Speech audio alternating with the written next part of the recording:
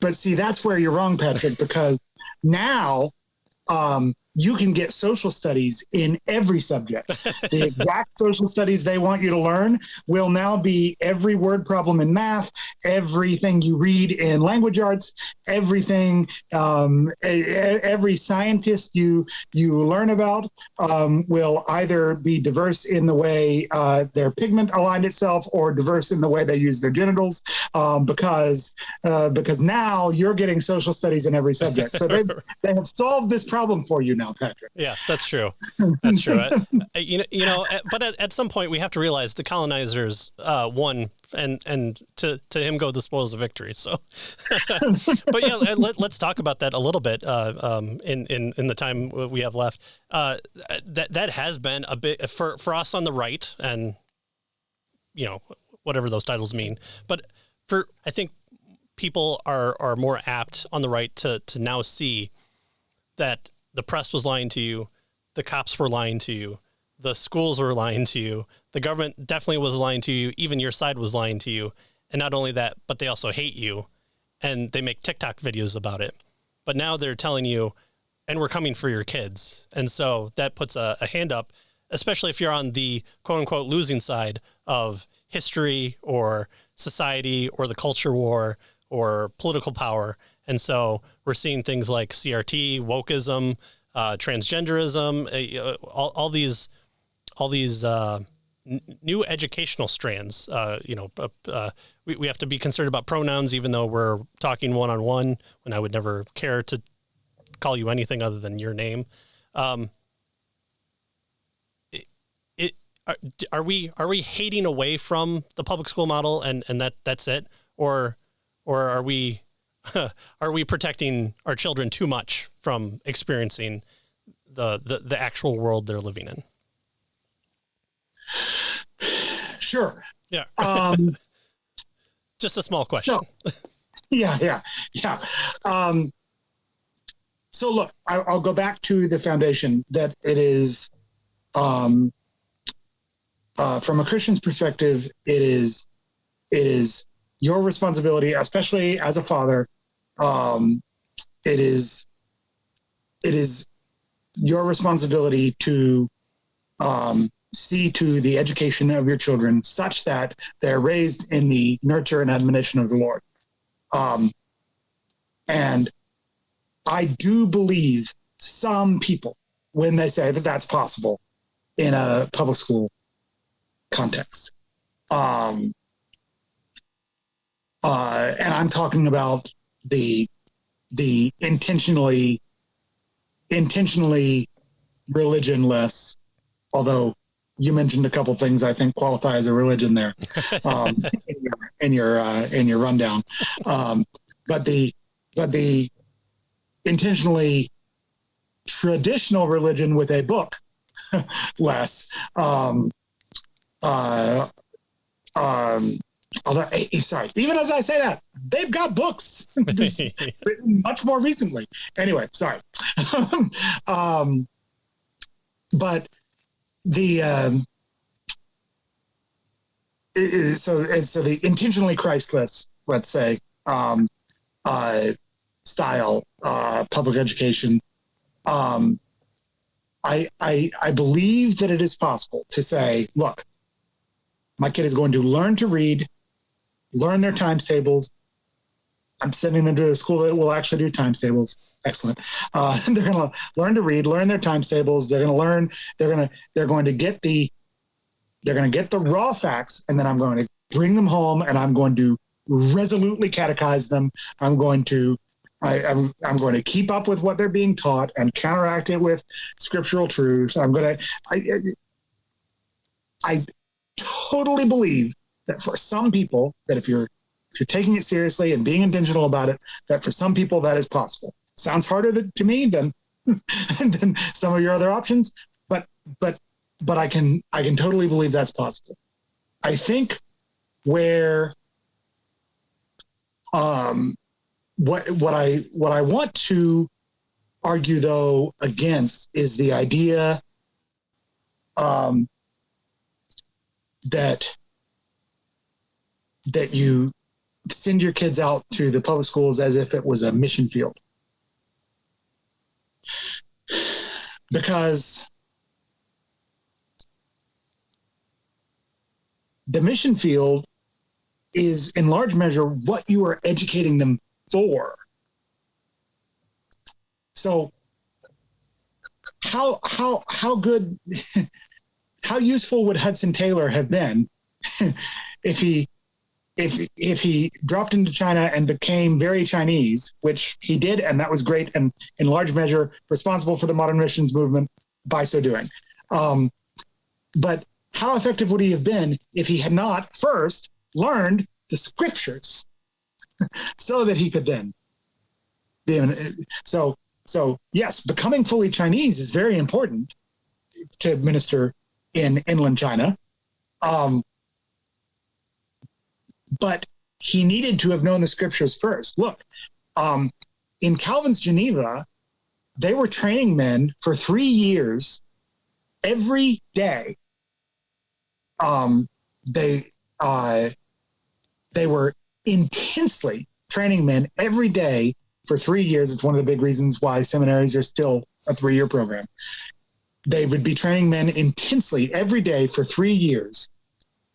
Greek, Latin, Hebrew, less so Hebrew, because there were like 20 people in Europe who knew Hebrew.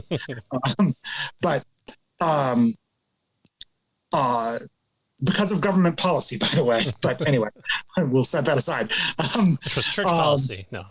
Yeah. But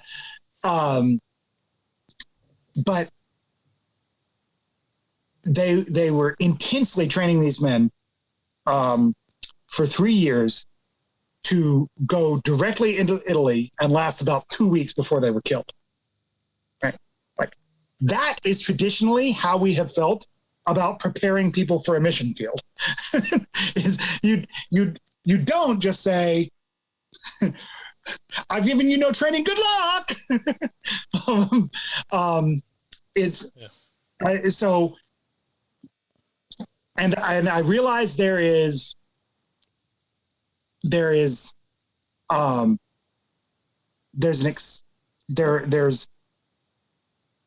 shades of gray here. I'm not saying that it's impossible that especially like a high school level student who has been well trained in the scriptures, I'm not saying that it's impossible that they could actually be a strong witness in school. By the way, they might get a chance to witness to people at their Christian school. Yeah. Yeah. Sometimes the Christian schools have the better drugs than the public schools. Yeah. They might be fine. They might be fine in making non-Christian friends with whom they can share the gospel at the Christian school. Just fine. But,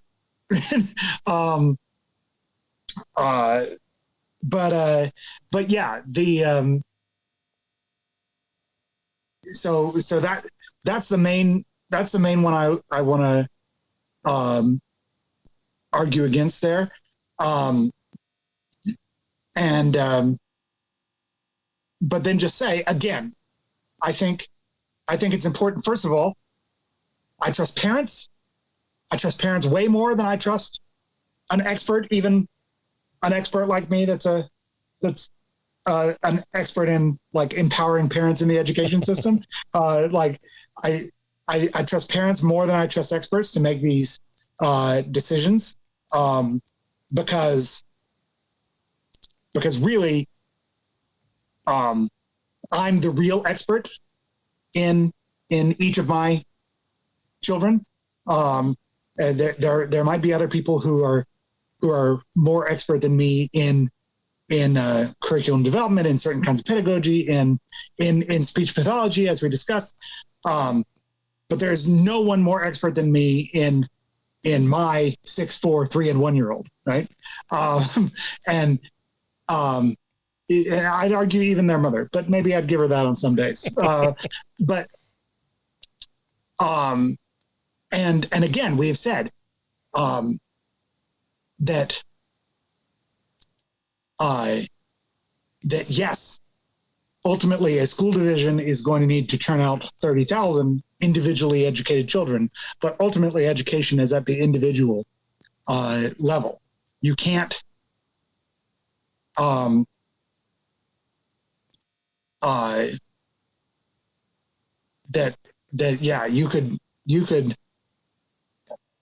you could go out and get statistics on, and you could try to measure some things that you could measure. But the ultimate test of an education system is, would you want your kid to be in it?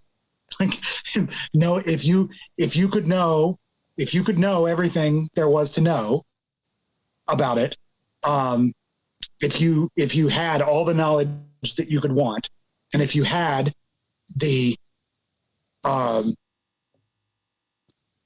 knowledge of what you would have preferred after it's done, right? Like, just assuming that that's, would you have chosen this, knowing the end from the beginning, so to speak, right?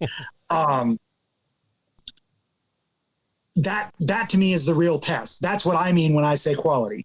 And so would the parents want it if they knew everything they needed to know to be able to make that decision? Would the child want it once they're an adult and looking back and assuming that they knew everything they needed to know to make that decision?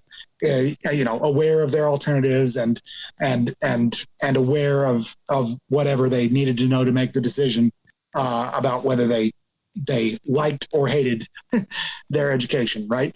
That to me is the real is the real test of quality. And so and I trust individual parents to make that decision, to know what's best for their individual child.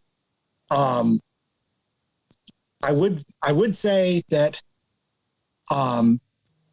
that one of the things I heard pervasively on my tour, and you referred to this by parents going to school board meetings earlier, is the school is very apt to say, yeah, this is really a partnership between the teachers and the parents. Parents are the most important partners of the teachers when they're trying to raise money or get volunteers for the field trip or whatever.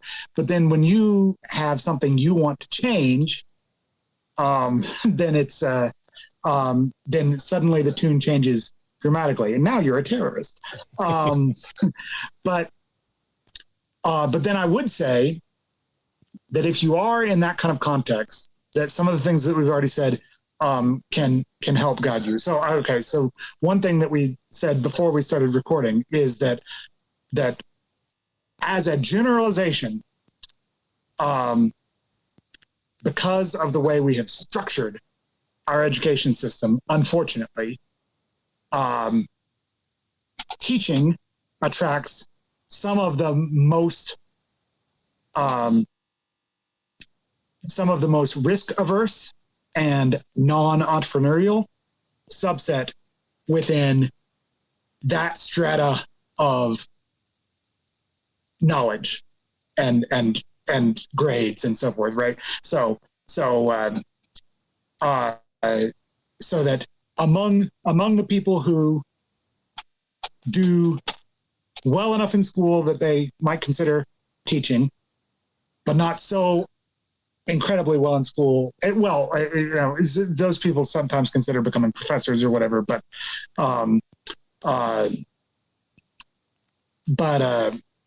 often they drop out, start a company, especially if they're highly entrepreneurial, right? So then, unfortunately, the way we set up our system is it attracts some of the most risk averse, most non-entrepreneurial people. That's a generalization, but it's unfortunately broadly true. But then we've also talked about this reading science thing, and we've talked about some of these issues. So I found in helping guide parents in how to have these conversations with the teachers is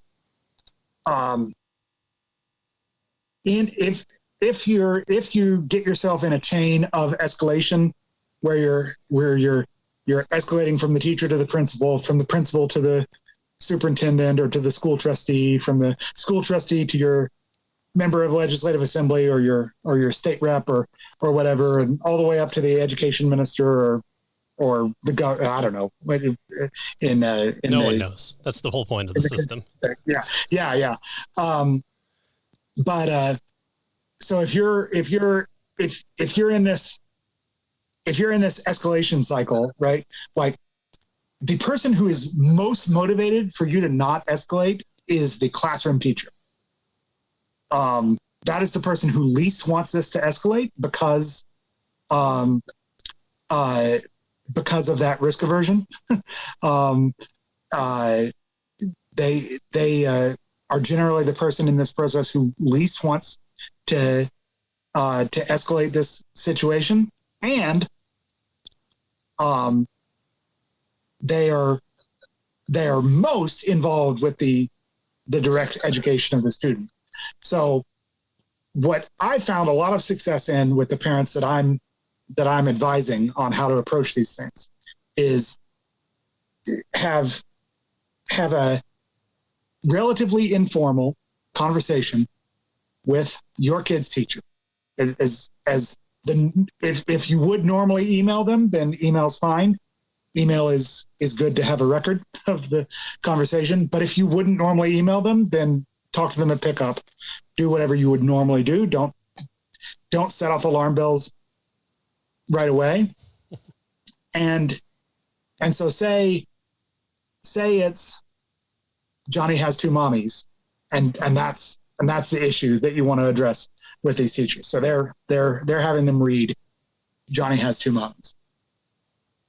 What I found a lot of success with is just the approach of rather than immediately go in and setting off alarm bells, say, just do something where you can kick it back to your expertise as the parent. And an easy way to do that in this situation would be to say, so as I'm sure you know, kids do a lot better when they're reading things that they're interested in. And I would say it's something like that, like don't use the fancy words, because if you say, well, from the pedagogical research, then that's going to kick off like a competitive instinct in a lot of teachers, like you're challenging their professionalism. But if you say it in a simple layperson's way, as I'm sure you know, kids do a lot better when they're reading things that they're interested in. And knowing my kid as I do, Johnny has two mommies, not the kind of thing that they're interested in. So I was wondering if we could read something else, right? It's like, and then have suggestions of things that your kid is interested in. And that 99%, except for the most ideologically sold out teachers on the planet, 99% of the time that's going to work, right? Is because they don't want this to turn into a fight. Most of them aren't social justice warriors out for your kids. It's like, that might be the milieu that might be where what their college classmates, if their college classmates could be watching this meeting, they might feel pressured to go all social justice warrior on you. But most of them don't actually want to go there because they don't really want to be having this fight. And so it's actually a very small minority who actually are ideologically motivated to steal your kids out from under you. It's just those are the people who do well in the unions, it tends to be.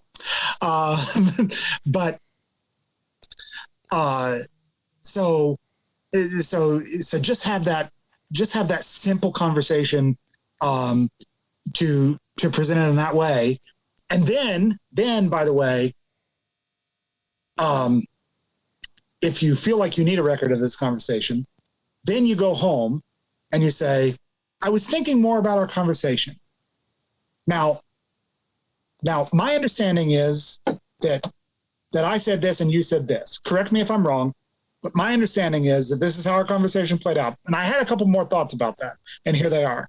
And then you've got a record of that conversation in email, right? And so then you've got both you've had the pretty non-confrontational, you've had a pretty natural follow-up that shouldn't be making them think that you're coming for them, but you've also got the record of the conversation, so that if things change in the future, that you've got that record. And by the way, this is what I do at the Christian school. So you should definitely be doing it. This would be the anti-Karen approach, where you're not asking for the manager and blowing up at 100 right off the bat. You're like, hey, this is a partnership. Let me be there with you. Let me be that parent who you're not used to interacting with.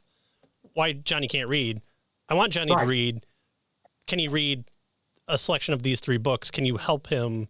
Can you help me choose what would be the good avenue? Yeah. Most teachers don't want to go to the mat on this. You start getting into the administrators, that starts changing. You get into administrators, you get into principals, you get into superintendents. And we see this from following the money as well, is when the unions start talking about money per students, we don't realize where that's being divvied up. And the giant growth of administration in higher education, and then now it's funneled finally back into lower education, is in administration. People who need their title to keep their job. And so their push is always for the diversity administrator. Well, that person's not going to move towards your direction, because that's not being diverse. That's being Christian. We're not supposed to be doing that. That's my one goal in life, is to not have Christians tell us what to do. I ban the books I want to ban. You don't tell me what books to ban. Well, and I know you always shake your head at this every time I bring it up, but Alberta spent $3.4 billion on the Alberta Class Size Initiative, which saw class sizes increase in the province of Alberta. So what happened to that money? It went and did administration. It didn't go into the classrooms. It ballooned the administration. And so, yeah, that's what we see. Anytime there's an increase in funding that isn't very tightly controlled, that's what we see. And part of that is because of regulatory burden, because if you're putting more regulations and reporting requirements and so forth, then you're going to have administrative bloat to keep up with it. And if you're not, if these school divisions are ballooning and the schools themselves are ballooning, and it suddenly becomes a lot easier to hire an expert than to listen to the real experts. It suddenly becomes a lot easier to for a parent's voice to get lost in this massive bureaucracy. Then you need so there's obviously that's a self-perpetuating cycle is the point I'm getting at. Is the bigger things get there, there's a natural tendency there. You're going to need more so-called experts because you're losing touch with the real experts, the parents.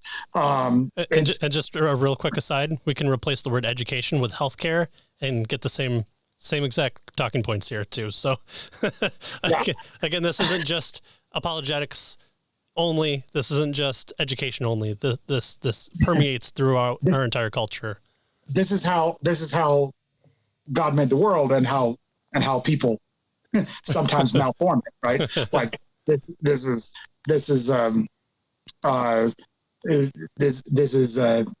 God's world with the rules of the game the way He made them, and you'll see it repeat across fields for sure. And so that's part of it. There's also the less you're getting input from parents, the more you're going to need legal professionals and insurance, and they're going to start calling the shots, and that's more compliance, more administration, and more. If you have goals the education of then and then starting to creep into the mission of your school. There starts to be mission drift in a direction other than the simple education of the children. Then that's going to lead to administrative bloat. So you've got lots of sources of this, and just the simple fact that institutions would prefer to perpetuate themselves, right? This is sort of how institutions work, particularly without profit signals, particularly without a motivation to get smaller. That's simply how institutions tend to work. But yeah, so you can. My point is, you can even start to see it outside the public system. You can even start to see this because either there's regulatory pressures or it's just how things work. You'll see it much less outside if in schools of choice where families have to affirmatively choose these schools.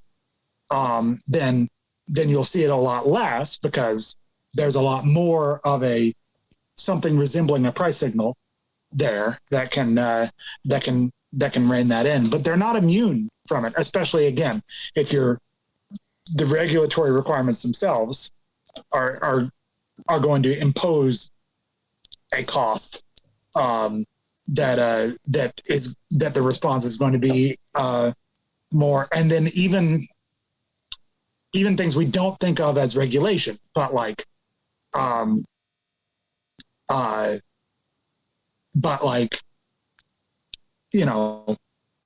the prevalence of sexual abuse or bullying in the system is to avoid liability, to avoid political blame, to avoid and for good-hearted purposes that we'd like to avoid sexual abuse and bullying, you'll see more administration start to step in. So these forces for this ballooning of administration are overdetermined, but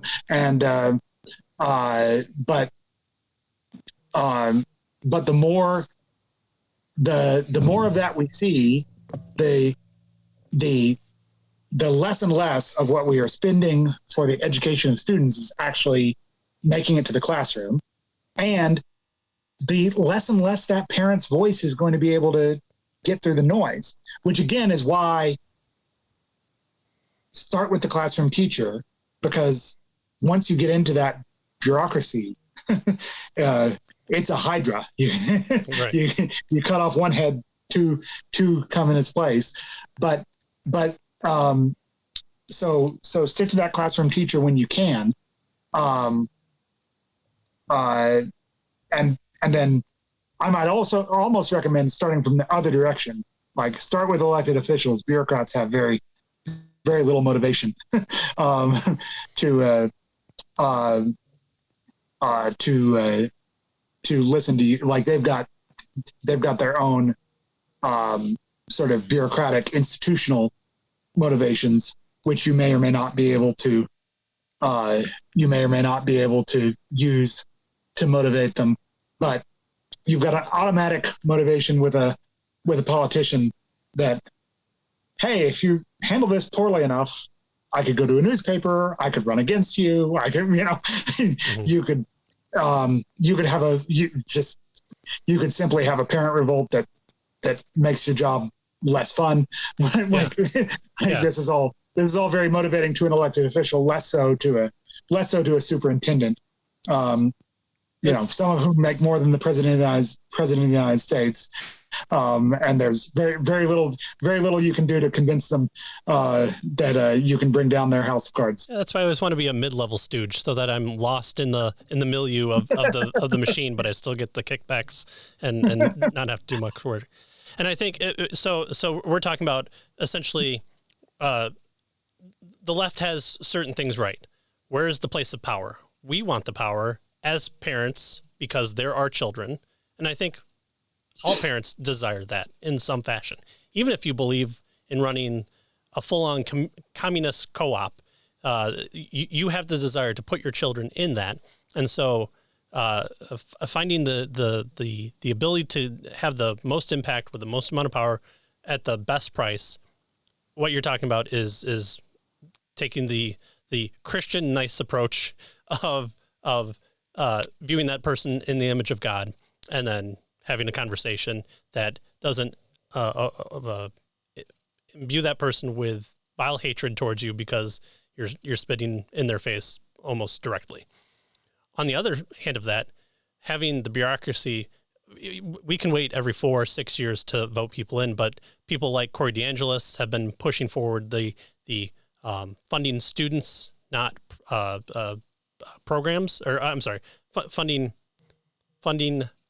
people, not the programs. Are you trying to say funding students, not systems? That's what I'm trying to say. Yeah, it's the SS or the PP. And so there you have kind of what's a voucher program, and the schools, your public schools, if they're the best, if so many people support them, if the money follows the student, that's where it's going to go. Why would it go away from good systems unless if the parents choose to take that money and it's not here everyone, here's $15,000 a year. It's in your hand and you can spend it on big screen TVs and strippers. This is, set aside strictly to send your student to whatever system that to go to. Homeschools, buy materials, books, co-ops, private education. It gives the parents the ability to take that, that over-bloated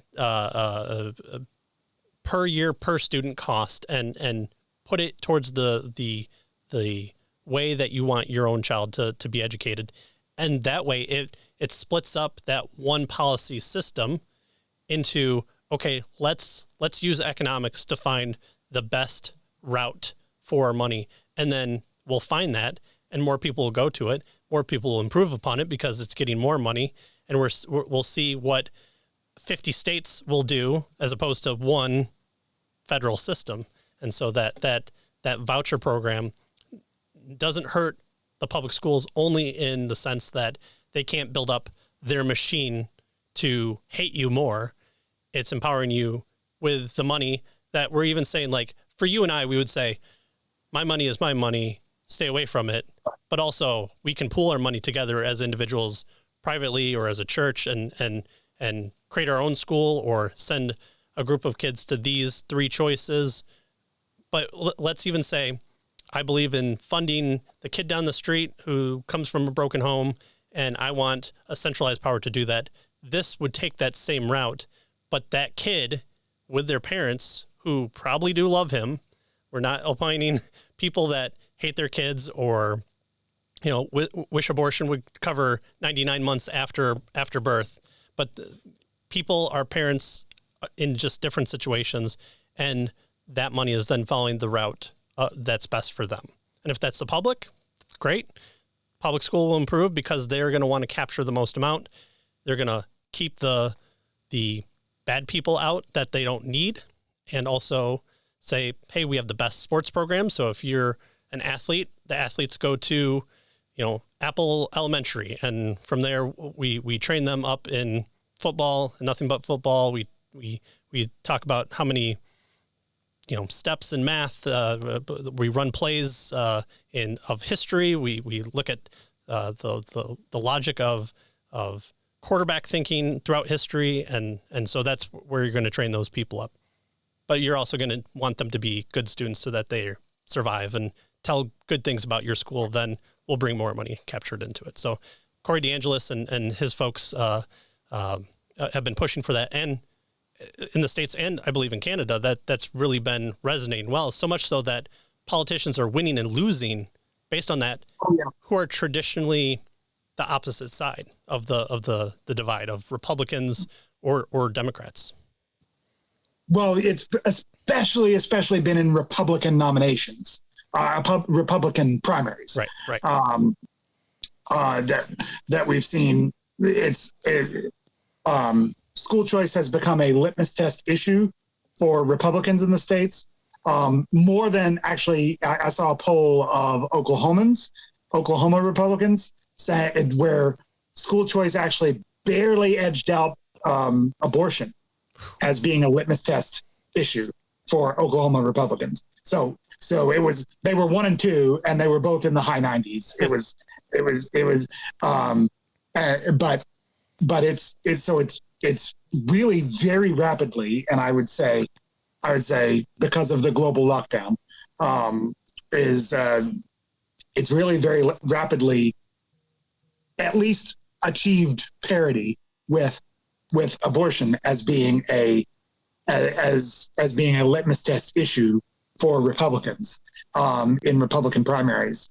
And so our mutual friend Josh from Iowa, his governor just straight up ran primary opponents against everyone who opposed her school choice bill, and who was up for re-election, and went like almost ran the table. I think only one of them lost. And so yeah, it's definitely become a litmus test issue for Republicans. But yes, even it's even jumped the rails outside of that. I mean, even to some extent, you look at the San Francisco school board recall, and the San Francisco parents, which are not Republicans, let's just put that out there. San Francisco parents successfully recalled all the school board trustees that were eligible for recall. They got rid of all of them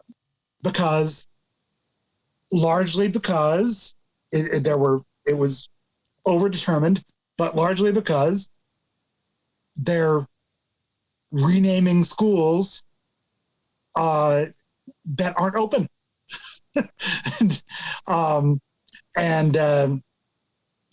And so it's definitely you're definitely seeing it even outside the any sort of traditional partisan or expected political alignment.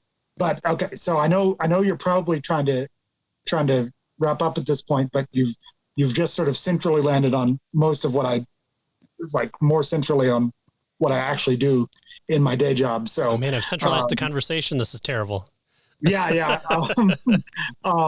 But a few things. I would say one, that yes, we do want a safety net for kids who would not otherwise be educated. Historically, before the Prussian widget factory model of education, it was religious communities that would be that safety net, that would make sure that your kid was educated.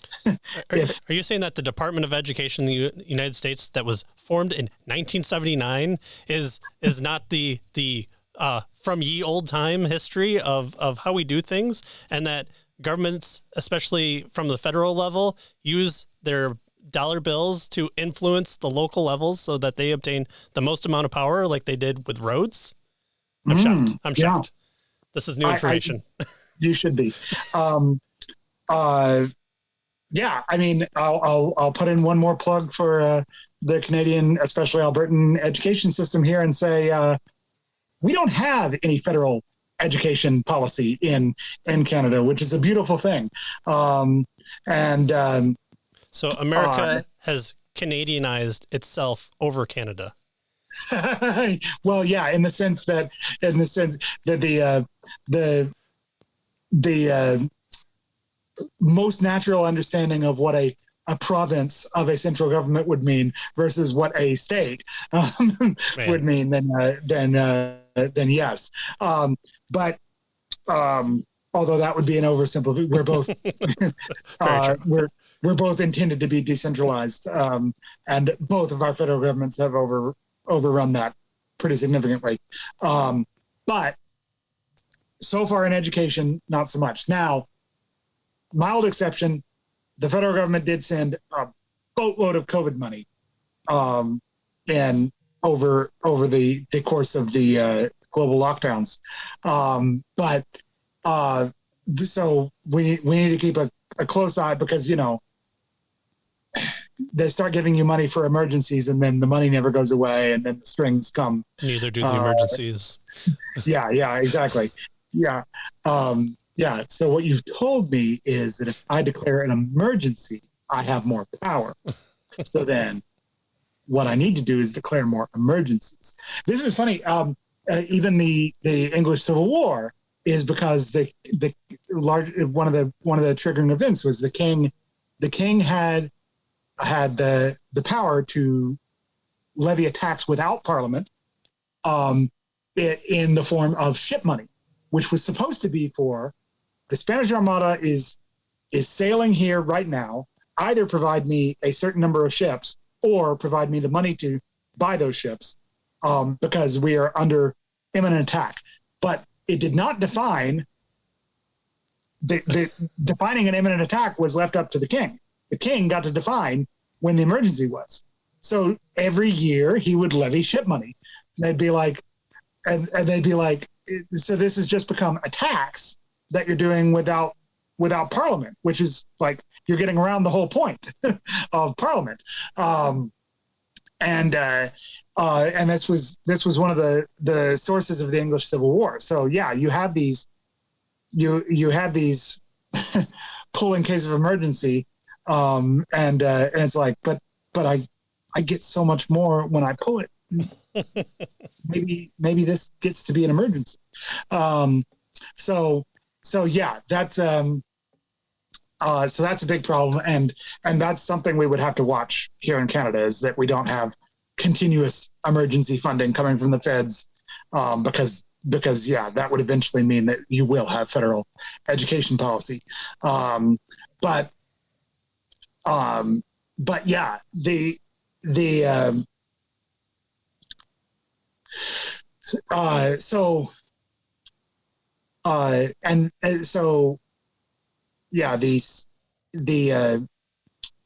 traditionally you've had a decentralized way of having that safety net, very decentralized, even more decentralized than provinces, very decentralized way of having that safety net.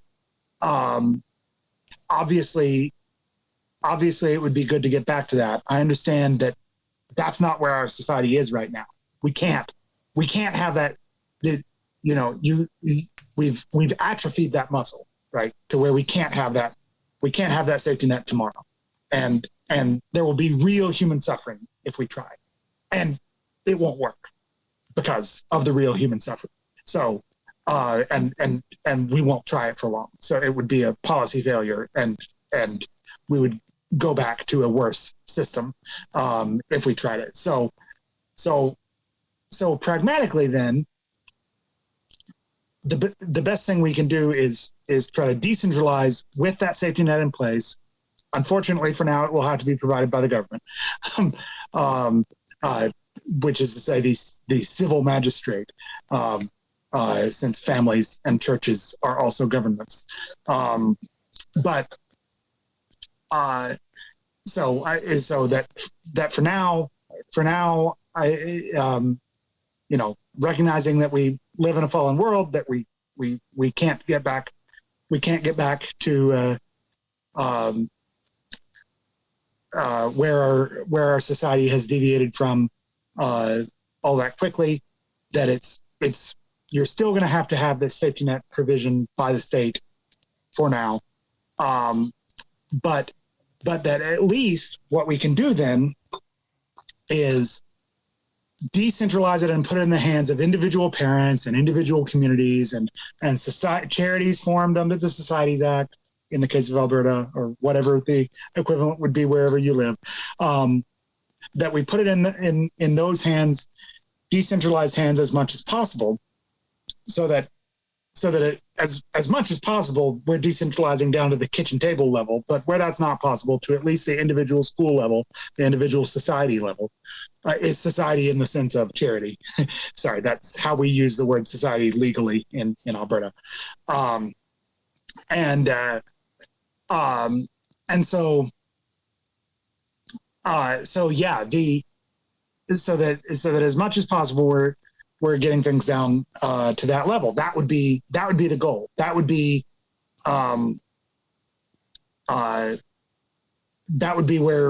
where this whole school choice movement is ultimately headed. And anyone who isn't upfront about that, maybe you should be suspect of their motives, right? As I was, I dropped in the secret Discord for the Anarchist Bible study, a link to a piece from these education reformers who are like, is education reform dead? Because even though we've had this massive expansion of school choice, we're not getting centralized testing and centralized Washington bureaucrats, and we're not getting Common Core and all this stuff. And I'm like, these guys are on another planet. It's like, this is the most wildly successful education reform we've seen in a generation. It's not reform because I don't have golden toilet seats. Yeah, it's like is education reform dead?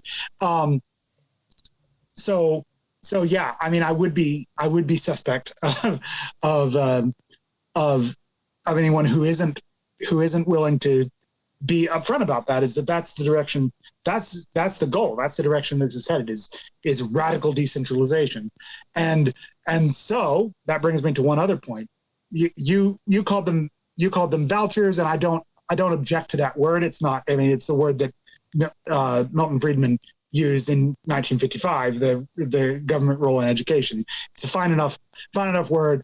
I don't hate it. But what a lot of people think of vouchers, and what Friedman was himself suggesting, because this other idea hadn't quite been thought of yet, was taxes go to the central government. Central government sends a voucher, a coupon, a gift certificate, right, back out to all the families, which they can spend however they want on education. Like it's earmarked for education, but within that realm, these verified education expenses, you can spend it on any of these verified education expenses, and that there's at least an implicit promise that we'll sort of stay out of the way, other than verifying what you can spend it on. One of the developments, and this was actually sort of a blessing in disguise, because in the United States, a lot of state constitutions were, in my opinion, misinterpreted to say that school vouchers were against the state constitution, because the state constitution says you have to fund the public school. They argued that these vouchers could be spent on things other than the public school. Some of them were on First Amendment anti-establishment of religion grounds. Some of them were on the state constitution says we have to fund public schools. This is an avenue to not fund the public schools. Ergo, this breaks the state constitution. Either way, I think they were wrong. But what that, necessity being the mother of invention, what even Milton Friedman's own education charity, which the Milton and Rose Friedman Foundation was renamed EdChoice after, I believe, Rose's death. I think that was in their will, that they rename it no longer after the Friedmans, after whichever the last of them was died. So it's now called EdChoice, and they've become one of the biggest proponents of a new model called an education savings account, which is a little different in the sense that this money is never officially taxed. So it's deferred from taxation first, and it's either controlled by an office of the state government, which is less good, or by a charity, which was more good,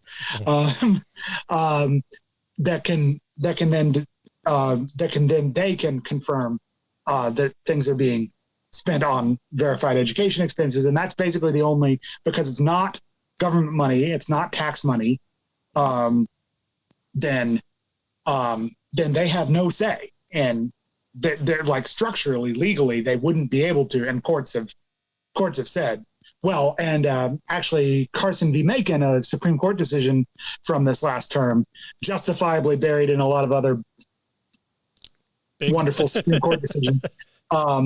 But Carson v. Macon, a U.S. Supreme Court decision from this last term, said, yeah, Maine, if you're going to give people money for this state tuition program, you can't exclude religious schools just because they're religious from this tuition assistance program. And that was even not this education savings account design. The education savings account design is even more safe from the government than saying, okay, here's how you have to spend this money, or okay, if a school's going to take this money, they have to change their admission requirements to take in everybody, whether they agree with the religion or the purpose of the school at all or not, or whatever, right? Is like that really cuts down on the ability for there to be strings and makes it much more philosophically supportable for those of us who see an idolatrous pretension in the state and would like to see it cut down to size. That definitely makes it even more philosophically supportable and even more like what we would want to see. So those developments are extremely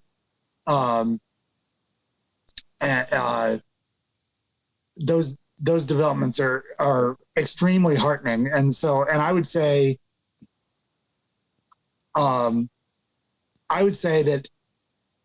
that there's, I think, so much demand now for parent empowerment, for money following the child, that I think it's, especially in red states, but not just in red states.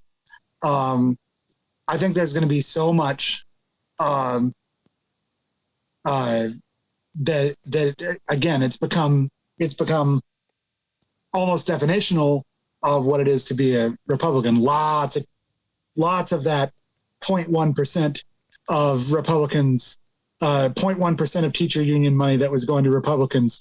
A lot of that money they're going to start to be able to save because these guys are going down, and they're going to have a much harder time even finding Republicans to support. But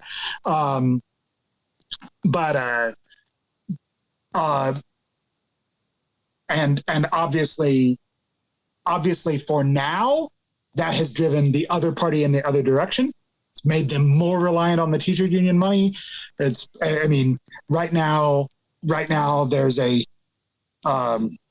teachers union member in the White House, Dr. Jill Biden. Her doctorate is in education, and she's a member of the National Education Association. And then the Bidens are close friends with Randy Weingarten, the president of the other major union in the United States, and they actually much more politically active. They're both very politically active, but much more politically hardline, maybe I should say, much more just blatantly Democratic Party rather than being about representing teachers. So for now, you've had a ratchet effect in the other direction. But I think ultimately, to the point in the last Democratic primary, Cory Booker, who has been a school choice proponent in the past, he sort of ratcheted back towards downplaying that significantly at the very least, perhaps even moving away from it entirely because that's become even more unpopular in his party. Whereas Barack Obama ran on school choice, to some extent, at least. And so you definitely, and charter schools in particular, the Obama administration was trying to encourage more charter schools, more accountability, merit pay, like they were in on that sort of thing. But I think that's relatively temporary, right? Because I think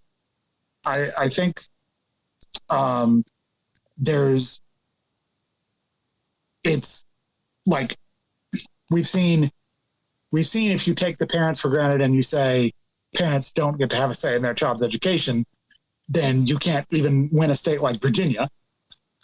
We saw that happen directly. Right. So, also, you can kill your kids after they're born. Yeah. But Virginia, which was increasingly not so much a purple state even anymore, it was increasingly moving into the blue column. Even there, you can have a pretty strong surge against that kind of ideology. I think you've seen some signs there that that this is not staking out the maximalist like teacher union position is not a winning play on the other side of things, because teachers unions overplayed their hands in the global lockdowns, and so there's definitely a bit of a backlash. And by the way, I would say, we've talked about sort of the two big litmus tests for Republicans being abortion and school choice. In the political center, and even headed onto the political left side of the aisle, school choice is way more popular than the pro-life position. Now, that's not a moral argument, but I'm just saying practically, I think you're gonna see even Democrats tack back to the center on school choice, just because I think there's such a powerful demand for it. You've mentioned Corey DeAngelis. You can see him just dismantle these arguments pretty easily on Twitter all day, every day, right? Because they fall apart at the least scrutiny. And so, the most predictable thing ever is some politician somewhere tweets that school choice is defunding public schools, and he quote tweets them, "Why would school choice defund public schools?" And they block him, right? Like, because they're so awful, and that's why they need more money. Yeah.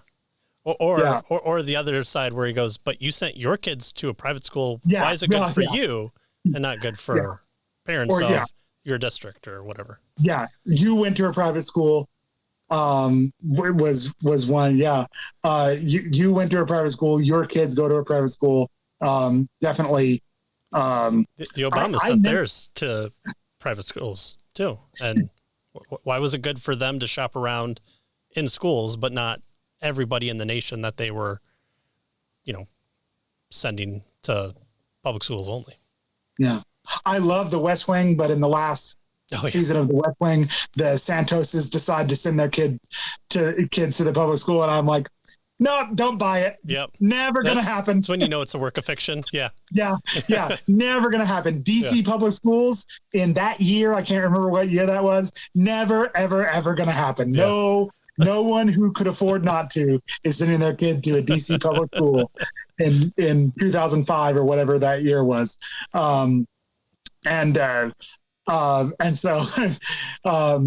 so yeah, absolutely. And my pop culture pop cultural ignorance came back to bite me because there was this one politician. He must have been a Michigan politician because over and over and over, people were tweeting at him, "You went to Cranbrook, that's a private school." And I got the real world reference that, okay, Cranbrook is a private school in Detroit or near Detroit or whatever. And I got the real world reference, and then, Googled it. Okay, this politician went to Cranbrook. Okay. But I didn't get why everyone was saying those exact words in that exact format over and over and over again. And I needed someone to not get it from the other direction and go, "Oh, I didn't know why everyone was tweeting 8 Mile references of this guy. I didn't realize he actually went to Cranbrook, a private school." And so I didn't get the 8 Mile reference. I needed someone to not get it from the other direction for me to realize what was what was happening there. Michigan for movies, they have 8 Mile and Prancer. And I guess Escanaba in the Moonlight. So, okay. I guess those are our movies' claims of fame for a little bit there. All right. Yeah. Well, we only scratched the surface. We talked about this even an hour and a half before we hit record, and we still didn't scratch the surface. So that means there's a lot more out there. But let me just kind of talk about a little bit of what we did talk about. Christians, who this is for. Apologetics is the defense of the faith. One of the ways that we can help our families defend the faith is through proper education.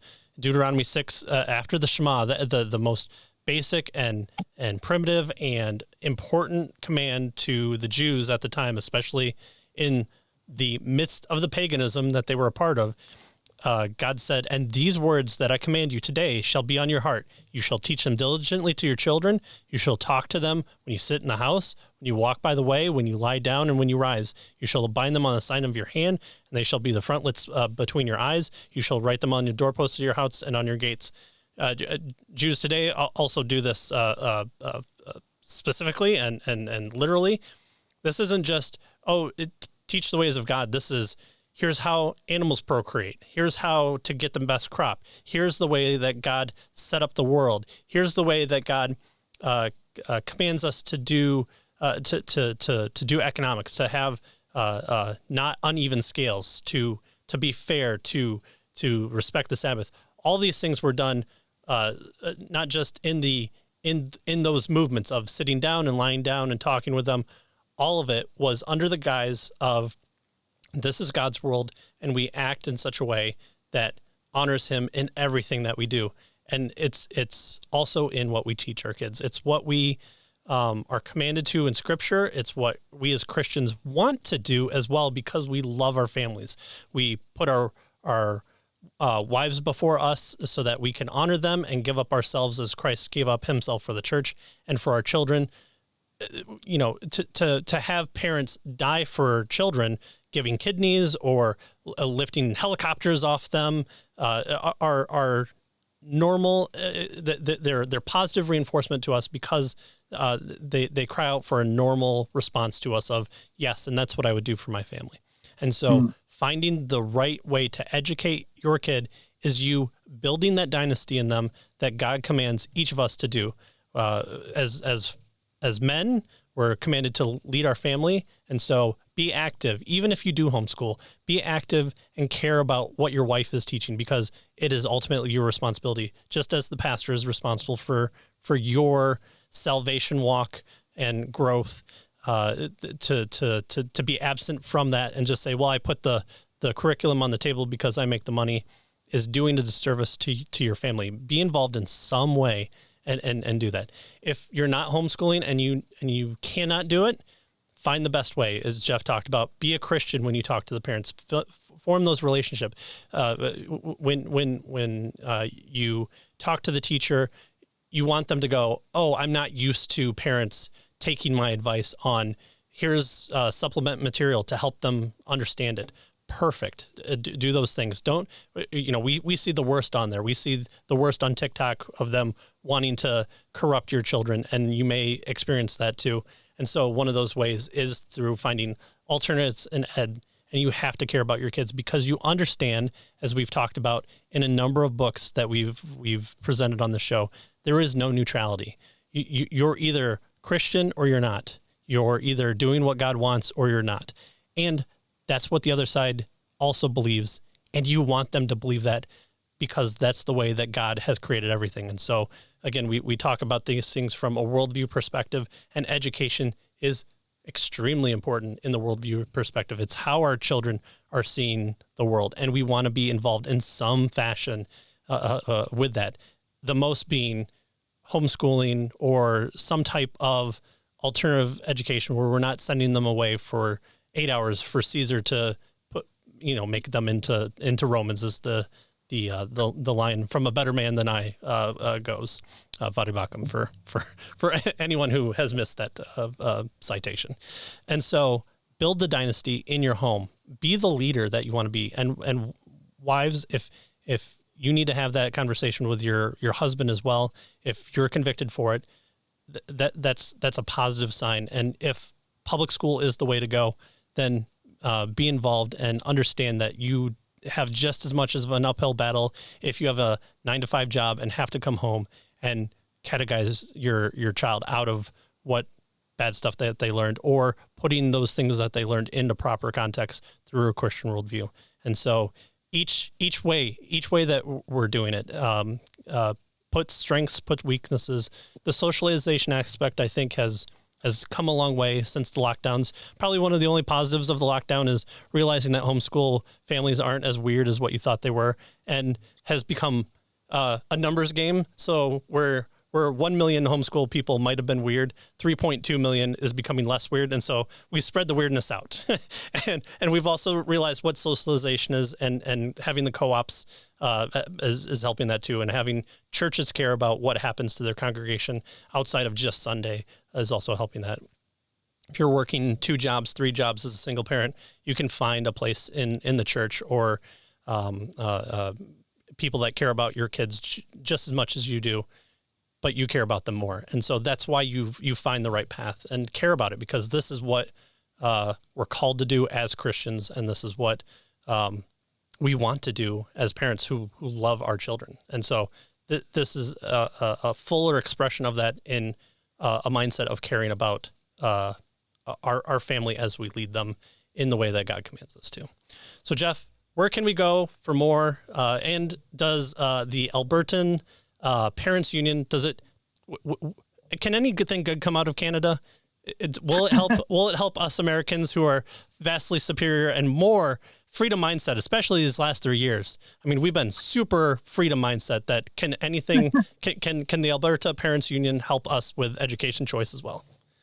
Well, until this year, I would have said Alberta is the jurisdiction you should look to in an English-speaking jurisdiction to follow from a school choice perspective.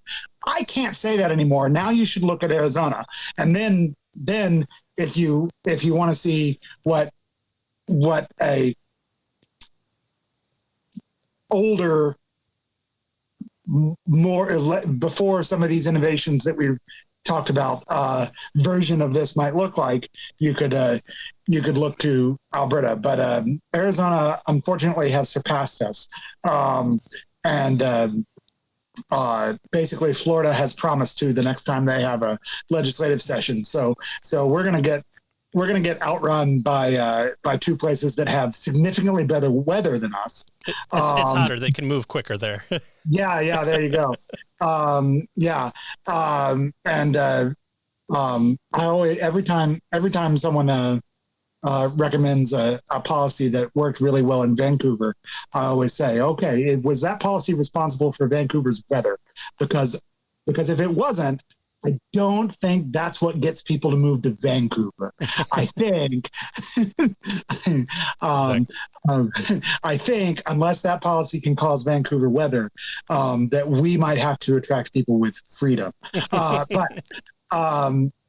But yeah, Alberta has a world-class education system because we have had so much choice in education, so much parent empowerment for so long. Alberta has been third language arts, third in science, on the last set of internationally normed tests, which I've said, internationally normed tests, not the be all and end all, but at least it's a thing you can measure to rank jurisdictions. And Alberta came in third on language arts, third in science, and eighth in math, behind only Quebec, where we send all our money, and in Canada, and before we went through one of those discovery math fads in this province, we were first in Canada in math, and I'm comparing us to the rest of Canada because obviously that makes that's where we would be most comparable, but also because that's Alberta. I know the school choice landscape in the rest of Canada even better than I know it in the United States, and Alberta is far and away not even close. Way more school choice than anywhere else in Canada. And so, but even among all education jurisdictions in the world, third in language arts and science, eighth in math. So we've had a world-class education system, and it's not because we don't spend more on our education system. We're pretty middling among similarly rich jurisdictions. It's not because we pay teachers more, although we do pay our teachers better than a lot of places. But it doesn't really, the studies haven't really been able to bear out any relationship there. It's not because of our curriculum. Our curriculum's like 50 years old. The only thing the last three parties that have run this province agree on is that it's really old and needs to be rewritten. So they've all tried. It's not because of class size. Like I mentioned, we had a big class size initiative during which class sizes increased. We had that class size initiative because our class sizes were actually fairly large for OECD countries. It's because we have choice in education. It's because we have parental empowerment. So that's the main thing I would say that Americans can learn from Alberta. It's not the presence of oil does not make us smarter. Okay, it's not cattle that makes us smarter. Because then Texas has more of both. I think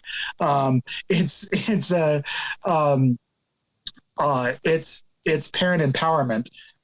It's the ability for parents to be able to guide the education of their child more, to let families make these decisions over kitchen tables, and that I would say is the model that Alberta can have for the rest of the world. I would say that that is what we should expect as Christians. That God did not put man in the garden and say it's not good for Adam to be alone. Let me send him a bureaucrat. He sent him a wife. He established the family first. God understood that the family takes precedence and that the family is the first most necessary government before anything else. So that giving primacy to families to make these decisions is what we should expect from Deuteronomy, yes, but all the way back to creation. And so I would say that is very much in keeping with the world that God made, the world we should expect to see if Christianity were true. So there you go.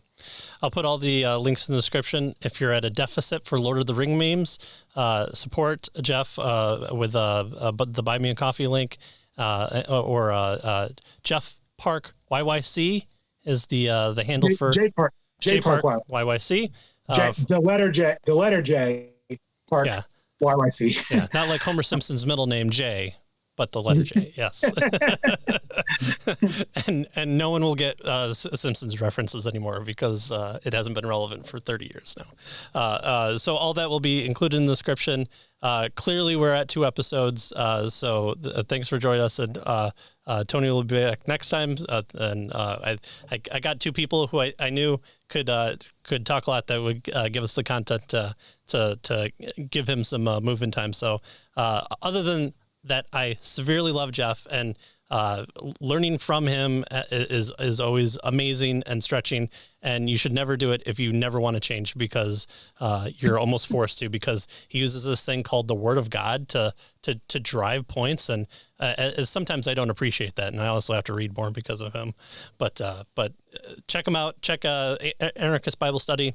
For all your Bible study needs. It's not just politics that they talk about, although that's in there. And it's not just all Bible study that they talk about, because clearly they've been going for 2 years now, or no, a whole year, and they haven't made it quite past the halfway point of Revelation that they started with.